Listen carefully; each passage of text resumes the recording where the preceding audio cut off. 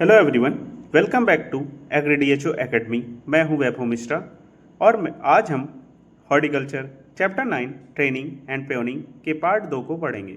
इस लेक्चर में हम प्रूनिंग की definition, objectives, season of pruning, special types of pruning को बिल्कुल आसान भाषा में और डीएचओ 2026 एग्ज़ाम के हिसाब से समझेंगे। अगर आप डीएचओ, एओ, एडीए, बीएचयू या किसी अन्य एग्रीकल्चर एग्ज़ाम की तैयारी कर रहे हैं तो इस वीडियो को अंत तक जरूर देखें, और क्योंकि हर पॉइंट एग्ज़ाम ओरिएंटेड रहने वाला है तो बिना समय बर्बाद किए चलिए शुरू करते हैं। सबसे पहले हम समझते हैं कि प्रूनिंग आखिर होती क्या है। What is pruning? So pruning is the process of selectively removing unwanted, dead, damaged excess part of the plant to improve its health, shape, called pruning. मतलब प्रूनिंग का अर्थ है कि पौधे की अनावश्यक, सूखी, रोगग्रस्त या अतिरिक्त शाखाओं या टहनियों को वैज्ञानिक तरीके से हटाने की प्रोसेस को हम प्रूनिंग कहते हैं। हम इसे इसलिए करते हैं ताकि पौधे की वृद्धि, फूल और उसके फलन में सुधार हो सके। तो ये थी हमारी प्रूनिंग की डिफिनीशन। अब सवाल आता है कि जब पौधा बढ़ा ही रहा है तो उसकी शाखाएं काटने की ज़रूरत क्यों पड़ती है? इसका जवाब है प्रूनिंग की ऑब्जेक्टिव्स। मतलब अब हमें समझना है कि हम प्रूनिंग करते क्यों हैं, उसका उद्देश्य क्यों है। एग्ज़ाम में अक्सर पूछा जाता है कि प्रूनिंग क्यों की जाती है। हर बार ये क्वेश्चन आपसे पूछा जाता है, इसलिए इस टॉपिक को ध्यान से समझिएगा। तो जो हमारा पहला ऑब्जेक्टिव है वो है कि डेड, डाइजीज्ड और डैमेज ब्रांचेस को हटाने के लिए हम प्रूनिंग करते हैं। मतलब सूखी, रोगग्रस्त और डैमेज मतलब जो खराब शाखाएं हैं उनको हटाने के लिए हम प्रूनिंग करते हैं। हमारा जो दूसरा ऑब्जेक्टिव है, पौधे को एक अच्छा शेप बनाए रखने के लिए हम प्रूनिंग करते हैं। तीसरा ऑब्जेक्टिव है सनलाइट और एयर सर्कुलेशन को बढ़ाने के लिए हम प्रूनिंग करते हैं। जो हमारा चौथे ऑब्जेक्टिव है वो है फ्लावरिंग और फ्रूटिंग को बढ़ाने के लिए। जो हमारा लास्ट और पांचवा ऑब्जेक्टिव है वो है to improve fruit quality and increase the yield. मतलब फ्रूट क्वालिटी और ईल्ड में सुधार करने के लिए हम प्रूनिंग करते हैं। अगला महत्वपूर्ण प्रश्न है कि प्रूनिंग किस सीजन में करनी चाहिए। सामान्यतः डेसिडियस जो फ्रूट होते हैं उसमें प्रूनिंग डोरमेंट सीजन यानी विंटर सीजन में की जाती है, क्योंकि इस समय जो पौधा होता है वो निष्क्रिय या सुसुप्त अवस्था में होता है और कटाई का नुकसान उस पेड़ में, मतलब जब हम उस पौधे में कटिंग या छटाई करते हैं तो उसमें नुकसान कम होता है। जबकि एवरग्रीन प्लांट में हार्वेस्टिंग के बाद या नई वृद्धि शुरू होने से पहले हल्की प्रूनिंग की जाती है। अब देखते हैं कि प्रूनिंग के जो स्पेशल टाइप्स हैं जो डीएचओ की परीक्षा में बहुत ही महत्वपूर्ण हैं। तो जो हमारा पहला टाइप्स या टेक्निक है प्रूनिंग की वो है रूट प्रूनिंग, जड़ों की कटाई। आइए देखते हैं तो रूट प्रूनिंग है क्या। तो रूट प्रूनिंग वह प्रक्रिया है जिसमें हम पौधों की कुछ जड़ों को काटते या हटा देते हैं ताकि पौधे की जो अत्यधिक वेजिटेटिव ग्रोथ या वानस्पतिक ग्रोथ है वो नियंत्रित मतलब कंट्रोल की जा सके।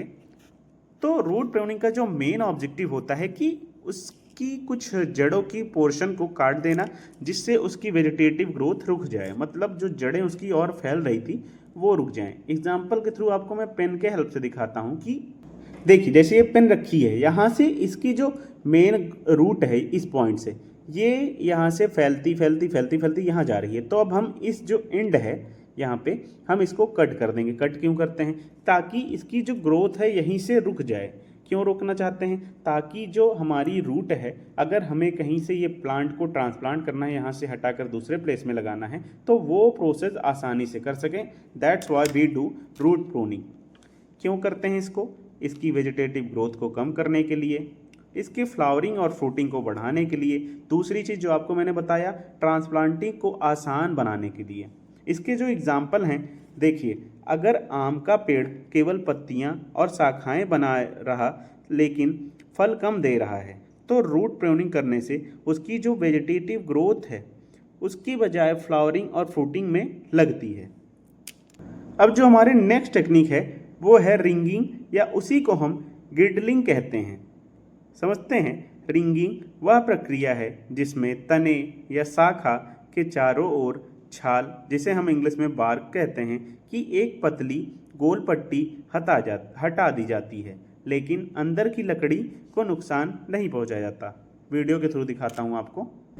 ये जो प्रोसेस हो रहा है आपका, ये है रिंगिंग। इसमें क्या करते हैं कि हम राउंड शेप में, मतलब गोले आकार की एक छाल को पेड़ से काट के निकाल देते हैं और बिना पेड़ को नुकसान पहुंचाए। तो ये है हमारा रिंगिंग टेक्निक। ये देखिए, पेड़ की छाल को गोले आकार में हम निकाल दे रहे हैं और अपने पेड़ को बिना नुकसान पहुंचाए।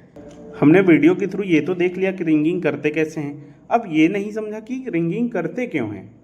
तो सबसे पहला जो ऑब्जेक्टिव होता है रिंगिंग करने का, इससे अधिक फ्लावरिंग होती है। मतलब जब हम रिंगिंग करते हैं किसी ट्री में तो उससे फ्लावरिंग इंक्रीज होती है। दूसरी चीज़, फ्रूट सेट को इंक्रीज करने के लिए हम रिंगिंग करते हैं। तीसरा जो ऑब्जेक्टिव होता है कि फ्रूट की साइज़ और उसकी क्वालिटी में सुधार करने के लिए हम रिंगिंग टेक्निक को अपनाते हैं। ये कैसे काम करता है? पत्तियों में जो भोजन बनता है वो नीचे जड़ों तक नहीं जा पाता, और जो शाखा के ऊपर वाले जो भाग में जमा होता है, यही अतिरिक्त भोजन फूल और फलों के विकास में उपयोग होता है। तो इसी लेयर को जब हम काट देते हैं तो डायरेक्ट अपना जो भोजन होता है वो फलों या फूलों तक जाने लगता है, तो उससे उसकी क्वालिटी और उसकी साइज़ में इंक्रीजमेंट आता है। एग्जाम्पल के तौर पर जैसे ग्रेप्स के पेड़ हो गए, लीची के पेड़ हो गए, सिट्रस हो गए। अब बढ़ते हैं अपने नेक्स्ट टेक्निक की ओर, जो कि है हमारी बेंडिंग। ये वह प्रक्रिया है जिसमें सीधी ऊपर बढ़ रही शाखाओं को नीचे की ओर मोड़ा जाता है। वीडियो के थ्रू समझाऊंगा। इसको इसलिए करते हैं कि उसकी जो ग्रोथ ज़्यादा हो रही है, वेजिटेटिव ग्रोथ जो उसकी बढ़ रही है, बढ़ती जा रही है, उसको हम कम करें और उसकी जो फ्लावरिंग है और फ्रूटिंग है वो बढ़ सके, इसलिए हम बेंडिंग करते हैं। इसके जो ऑब्जेक्टिव्स हैं, पहले मैं आपको वीडियो के थ्रू दिखा दूं कि बेंडिंग है क्या। ये है आपका पपीता का पेड़। ये क्या हो रहा है कि डायरेक्ट सीधे ग्रोथ कर रहा है। इसमें ये पर्सन जो कर रहा है, ये पेड़ को बेंड कर दे रहा है, मतलब नीचे की ओर किसी चीज़ से बांध कर या सपोर्ट देकर उस पेड़ को नीचे की ओर बेंड कर रहा है। तो उससे होगा क्या, जो हमारी फ्रूटिंग या फ्लावरिंग होंगी वो इंक्रीज होंगी। बेंडिंग के जो एग्जाम्पल होंगे, papaya tree, mango tree, guava tree, Apple tree. अब बढ़ते हैं अपने नेक्स्ट टेक्निक की ओर, जो कि है स्मडजिंग। नेक्स्ट टेक्निक है वो है स्मडजिंग। इसको हिंदी में स्मजिंग कहते हैं। समझते हैं कि स्मजिंग वह प्रक्रिया है जिसमें बगीचे में धुआं किया जाता है, ताकि जो ठंडक, मतलब जब हमारे एरिया में जब अधिक ठंडक या पाला, जिसे हम अपने गांव साइड कहते हैं, वो पड़ने लगता है, तो हम अपने बगीचे में पेड़ के नीचे धुआं करते हैं और उस फूलों या पेड़ों की सुरक्षा करते हैं। अब हम समझते हैं, पहले वीडियो दिखाता हूँ कि ये प्रोसेस करते, ये टेक्निक कैसे करते हैं। देखिए, इसमें क्या कर रहा है कि ऊपर जो ये पेड़ है उसके नीचे हम किसी सूखी पत्ती या अन्य किसी मटेरियल को जलाकर पेड़ के नीचे धुआं करते हैं। अब इसे करते क्यों हैं? जो पहला ऑब्जेक्टिव है इसे करने का, कि पाला या फ्रॉस्ट से बचाने के लिए। दूसरी चीज़, फूलों और नई जो कोपलों मतलब या यंग सूट्स हैं उनको प्रोटेक्ट या रक्षा करने के लिए। तीसरा जो ऑब्जेक्टिव है, ठंडी रातों में तापमान थोड़ा बढ़ाने के लिए, मतलब या हीट इंक्रीज करने की। जब ठंड होती है तो पेड़ को थोड़ा हीट चाहिए, तो उसको इंक्रीज करने के लिए हम ये टेक्निक अपनाते हैं।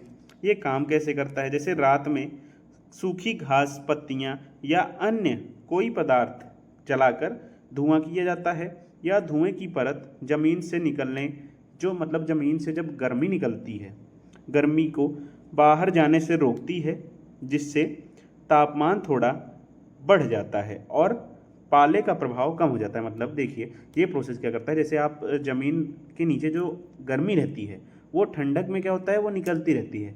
तो जब हम पेड़ के नीचे ये जो प्रोसेस करते हैं उससे क्या होता है, वो गर्मी नहीं निकल पाती, और जो हमारी जड़ें थोड़ी अपनी ग्रोथ के लिए गर्मी उनको नीड होती है ठंडक में, तो वो चीज़ बनी रहती है।